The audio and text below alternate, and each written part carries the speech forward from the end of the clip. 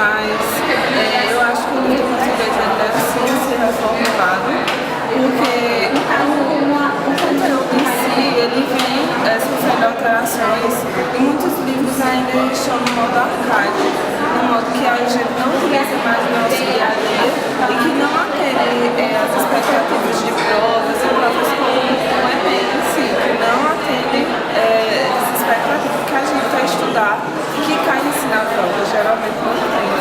Todos os anos a Secretaria ela registra o número de matrículas, né, de alunos matriculados no MEC. Então o que acontece? Esse é o trabalho do censo, entendeu? A escola tem que fazer todo ano um censo escolar, ou seja, ela calcula a quantidade, né, mensura a quantidade de alunos que foram matriculados e aí a gente lança na página do MEC onde tem o censo escolar. Então os livros eles chegam de acordo com o censo escolar do ano anterior. Por exemplo, vamos supor que nós tivéssemos no ano passado 700 alunos, né?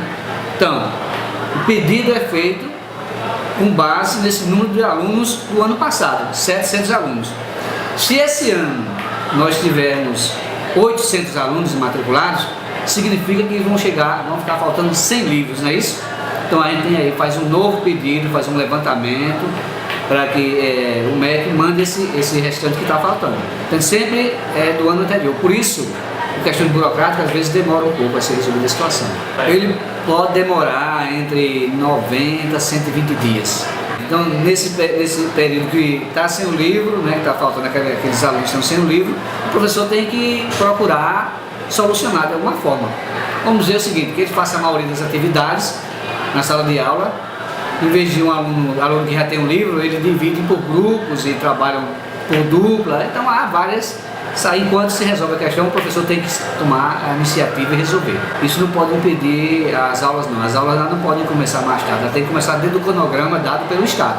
Então o professor tem que ter um material adequado, preparar o material, porque o livro didático, na realidade, ele não pode ser a única fonte de trabalho do professor. O livro didático que eu vi, ele passa mais, como eu posso dizer, atividades como o básico da língua portuguesa. Eu não vejo como ele possa incentivar outras práticas da oralidade, não.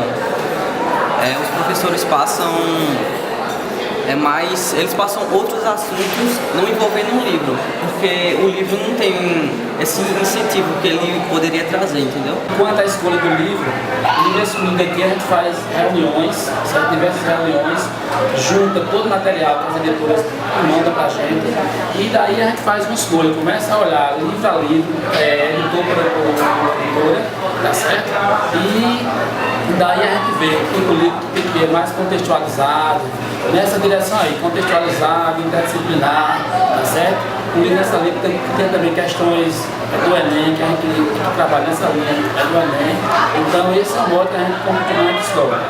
Quanto à quantidade de livros, a gente geralmente, eles pegam o censo anterior, do ano anterior, para mandar a quantidade de livros. E essa quantidade de livros, quem determina não é a direção, não, entendeu? Já vem de Brasília para cá e às vezes vem mais um pouquinho ou também pode vir faltando. E quando vem faltando, aí a gente faz um documento, solicita. Agora a chegada desse livro, o que falta é para chegar, é complicado chegar, tá certo? Esse livro tem duração de 2 anos, de 3 anos, tá certo? E são 3 anos, o aluno assina, a gente recolhe a cada ano.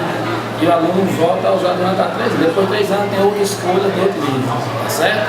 E quando falta livro, teve um ano que faltou livro, mas tinha escola que tinha esse livro adotado aqui. Então nós fomos à direção da outra escola e ela doou algum livro para completar de uma determinada disciplina, tá? Então a gente usa diversas ferramentas para conseguir que todos os alunos fiquem com todos os livros. Quando não consegue, a turma tem 30 alunos, só consegue 10 livros, aí a gente vê as maneiras de dar a um grupo de alunos para ficar estudando entre eles. O que os novos manuais, o que se consegue hoje de leitura, né? Nós temos hoje os multiletramentos, que é necessário que os professores saibam disso, né? Não é apenas uma decodificação e codificação, mas os multiletramentos. Tem outra questão também que é os gêneros textuais, aí já envolve aí, né, a questão sociodiscursiva, que é muito importante. E os livros atuais, eles tentam exatamente fazer essa abordagem. E muitas vezes a formação que você tem na academia, né, no curso universitário, não é suficiente. Trabalhar com textos, com vários tipos de escrita, com vários níveis de escrita, não é coisa fácil para qualquer pessoa.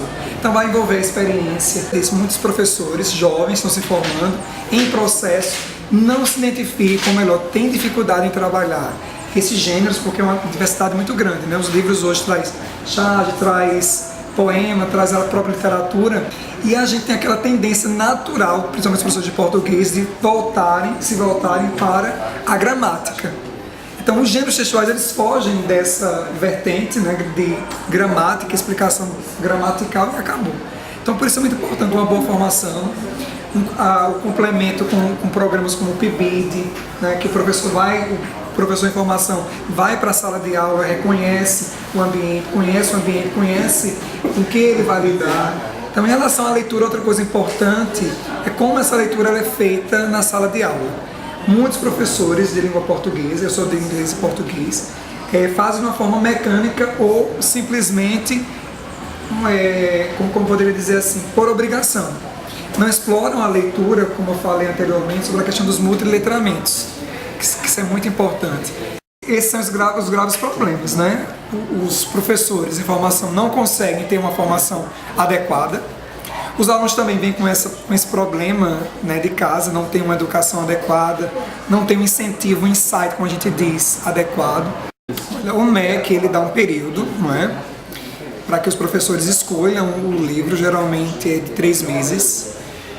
Os professores escolhem, junta a área escolhe os livros, as editoras deixam aqui os exemplares, nós escolhemos, analisamos, e vai depender, querendo ou não, como eu falei anteriormente, da formação de cada professor. Então tem professores que quando veem certos livros se assustam, né? Tem muito texto. Então tem professores mais tradicionais, gostam mais de gramática, cadê a gramática que está lá de forma indutiva? A pessoa não consegue ver. Mas, de uma certa forma, nós chegamos a um consenso e é aplicado, e é usado o livro, né? São 2 opções, geralmente a primeira opção é escolhida mesmo, não tem esse problema de chegar à segunda opção. E aqueles professores que discordaram, porque é democrático, então é votado. Então, aqui no Pré-MEN, nessa escola, são 6 professores de língua portuguesa. O livro atual foi votado, no caso, 4-2. Então, o livro... 2 não gostaram do livro e 4 gostaram. Então o que acontece? Eu vejo que há um problema, os próprios alunos declaram isso. Aquele que escolher vai sentir-se mais à vontade, né? Talvez seja ligado pela sua formação. E aqueles que não escolheram, exatamente vai burlar alguns passos que tem no livro, alguma sequência, né? E não vai seguir aquela metodologia que o livro está tentando oferecer ou auxiliar o professor em sala de aula. O meu pensamento ainda é o seguinte: infelizmente a academia também, a universidade também não se modernizou tanto, né? Tem parte desse pensamento, né? Que não há uma... Lógico, há diferenças culturais, sociais, da época que eu me formei em 2006. Tem professores aqui que se formaram em 79. Então, há uma diferença muito grande de formações. Mas eu ainda acho, como eu disse, o grande problema ainda é essa formação dos professores. Eu acho que é uma grande dificuldade, os professores não são bem formados. Talvez esse programa do PIBID, ele auxilie realmente a esses professores conhecerem. E como você perguntou, assim, há uma diferença imensa, né? Pela própria questão cultural, muitos professores têm uma concepção de ser humano totalmente diferente nossa. Tem uma concepção de sociedade também diferente. Tem uma concepção de ensino médio totalmente diferente. Nós estamos, não somente eu, mas muitos teóricos acreditam que estamos numa era pós-método, né? Então muitas vezes na universidade você acredita que tal método vai funcionar em sala de aula. E então essa nova era do pós-método, não existe nenhum método concreto, um meio, uma receita pronta, né? É muito importante. Infelizmente, quando eu saí da universidade em 2006, eu não tinha tido contato com o ensino médio, eu tinha aulas com fundamental, mas para mim foi um choque muito grande, porque infelizmente minha formação foi na estadual e eu não tive não vou dizer a você que eu tive todas as ferramentas para me tornar um professor. Então eu acredito que nessa era pós-método que nós estamos inseridos, a questão da prática é muito importante, da interação com o outro, de conversar com os outros professores, de trocar experiência, de ver qual é o melhor caminho. Eu acho que é basicamente 70% de uma formação do professor. Está na prática, no fazer, né? Não apenas na teoria. A teoria dá suporte, mas não é o caminho apenas para você ser um bom professor ou conquistar os objetivos que você queira como professor em sala de aula. De 5 professores procurados para conceder entrevista, apenas um aceitou. 2 faltaram e outros 2 disseram estar sem tempo.